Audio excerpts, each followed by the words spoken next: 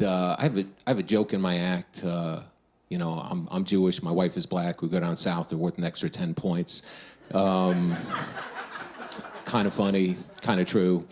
And she has an uncle named Willie who teaches public school. He teaches black history. A lot of bad stuff happened to him in the 60s. So he's got all these... He's one of those dudes that's obsessed with racism, but he says the most racist shit. And he lives around the corner from us, and I'll hang out with him, and he just gets subjected to it. Like I was going to go to this Chinese restaurant, and I was with him, and he pulls me aside. He's like, you don't want to eat Chinese food. What they do is the chicken is not chicken. They get the cats. They keep them downstairs. There's a secret trap door. That's where they keep the cats at. Now they get the cats from the Puerto Ricans. The Puerto Ricans, they kidnap the cats. They put them in the back of the car. That's why the salsa music's so loud to drown out the meowing, so you don't hear it. They kidnap the cats from the Jewishes when they go to Israel to count their money and control the media. That's when they break in, grab the cats, read the final call. So we had a party, and we invited our friends, all different shapes, size, colors, and we invited him, which in retrospect was kind of a mistake, because he showed up and he kept trapping people in these conversations. There'd be one of my white friends, and he'd have them on the wall, and he'd be like, "See, you feel that way because you're white. White is without color. See, white people came from the ice. Brothers came from the sun. That's why white people can wear shorts in October and shit like that. You understand?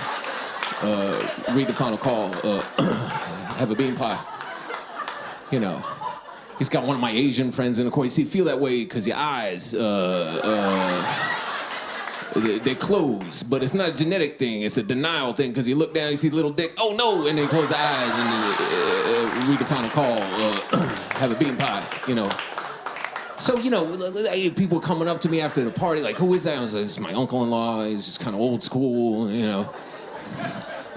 So the next day, he's also very paranoid, and a lot of stuff happened to him. So next day, he calls me up, and he's like, nice time at the soiree, a lot of bohemian individuals. I'm trying to get some reefer. If you could arrange, a dime bag, a nickel bag, or something of this nature.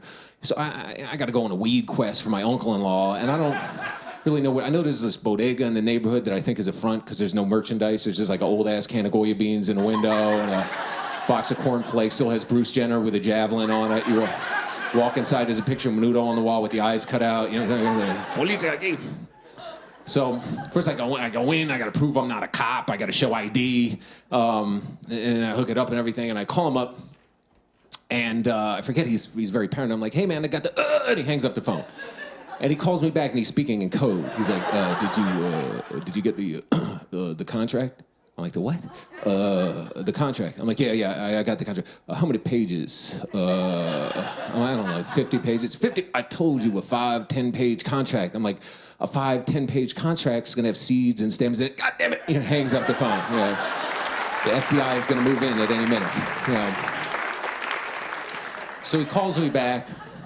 We live in Brooklyn. So he calls me back and he's like, meet me at the promenade at midnight. And the promenade overlooks, the East River. So I go out there at midnight and he's out there, but he's in disguise. He's got a trench coat hat on and a hat, a fedora. He looks like McGruff taking a bite out of crime, He's making a fake phone call at this booth. I walk over and something's wrong because he starts gesticulating. Black Hawk down, VC in the bush, principal in the office, cracker on the cheese, flippity flop, abort mission, mutiny on the bounty. Trying to decipher all this shit. And then he's like, meet me in the diner in 10 minutes. I said, 10 minutes, I wait. I go in the diner. He's there. He's sitting at a booth. The diner's basically empty. He's sitting at a booth, and I walk over and he puts on this whole, production of how he doesn't know me. Coffee for this gentleman I've never seen before. Rest your weary feet, stranger, what can I do? And he slides this napkin over, and I look, and there's something written on the napkin. And I look, and it says 50 at the cash register. And I look, and there's a 70-year-old security guard buying a cup of coffee. I'm like, that guy's not a cop. God damn it, he eats the napkin, right? And he's yelling at me, motherfucker, you ruined the contract. I'm like, I quit. I don't want to work for this company anymore. Here, take your POT. I leave. The next day, there's a message on the answering machine. It's me. I read the contract last night, every page, and I can't feel my legs. Call me. So that was my uncle story, everybody.